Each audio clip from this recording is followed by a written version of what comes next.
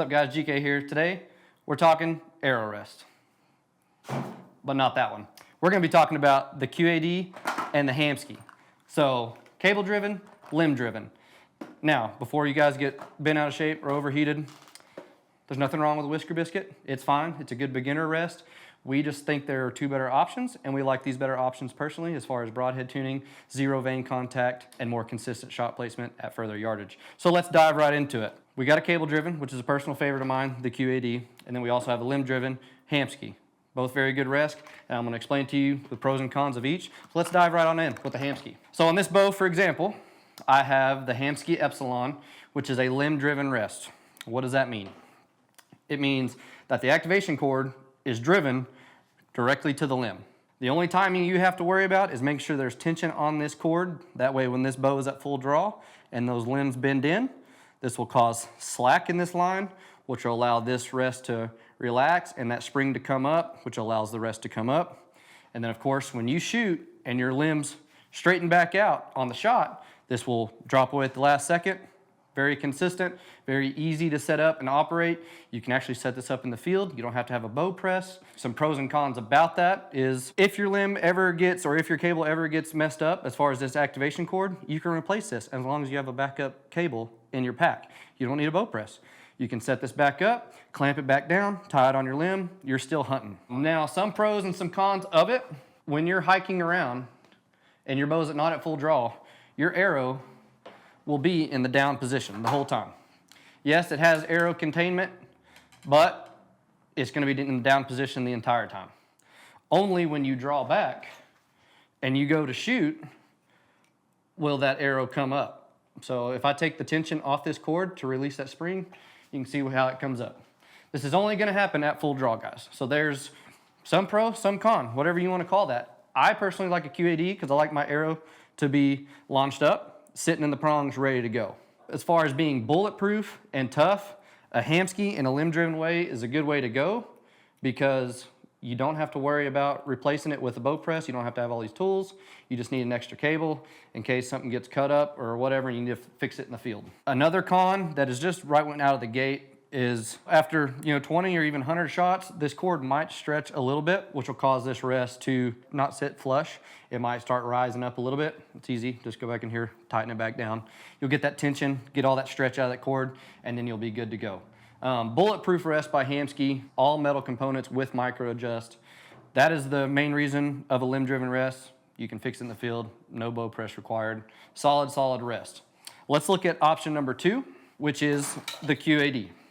So with the QAD, it can sit in the down position.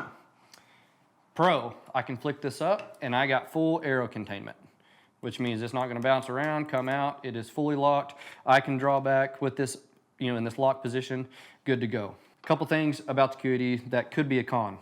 This top containment bar here, I've actually had this break off on my personal bow. Not the end of the world, it's just plastic, so something to think about.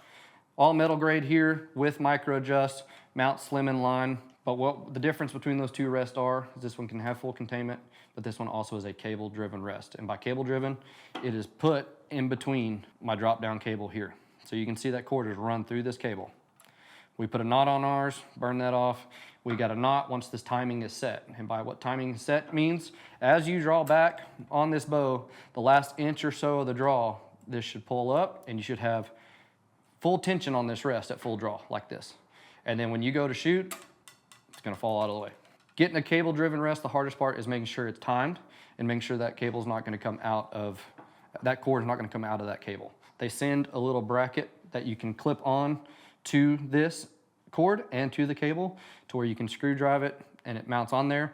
I don't like to run them, but I do carry one in the field as a backup because if for whatever reason this cord breaks, pulls out, whatever, I don't have a bow press out in the field, so I can use that clamp then to clamp it to my cable and get my timing set up and go. Con there, might slip out of the cable, might not. I've personally never had it happen, but I've heard guys whose cord has been cut. It has came out. I personally like the full arrow containment because I do a lot of spot and stock. I want that arrow up, I want it ready to go. I don't want it sitting down like on my Hamsky, rattling, whatever. With the limb driven, less to worry about timing. Pretty much you can set it up, get it level, go shoot. This requires a little bit more finesse as far as timing it, getting it set up, all that good stuff. These are the higher grade rest as far as consistency. There's no vane contact. It's all dropping at the same time. There's micro adjust, which is crucial for tuning. They are the step above in getting your bow ready for the next level as far as hunting, target, whatever. I'm not saying you can't do it with a $40 Whisker Biscuit. I'm just saying there are better options out there and ones that you can make more consistent shots and better fine-tune adjustments with these style of rests. I'm gonna take it one step further. I'm gonna go shoot both of these just to show y'all how these mechanisms actually work in slow-mo time, show y'all how it's coming back and all that good stuff. So let's go on the range, let's go shoot them. All right, so I'll just kind of shoot this cable driven, show y'all how it operates. You can pull this back with it down. I do not recommend it because if you draw back and you're a little uneven, this arrow can come off, then you're in big trouble. It will deploy all the way up once you're at full draw, but I go ahead and just take my thumb, get arrow containment, draw back. I got full tension on that cord, and then it drops away at the last second.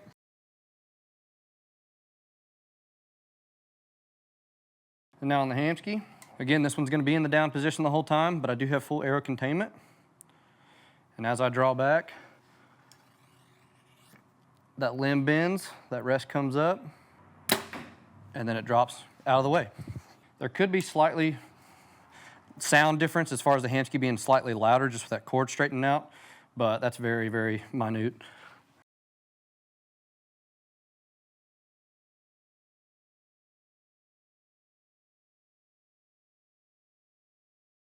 All right, guys, just gave you the pros and cons over limb-driven versus a cable-driven. Very similar rest as far as price point. This one's gonna be about $274.99. This one's about $260.99. So really close in price point. Both gonna have micro adjust, arrow containment, zero vane contact, which is what we like. We don't like the whiskers because of the vane contact.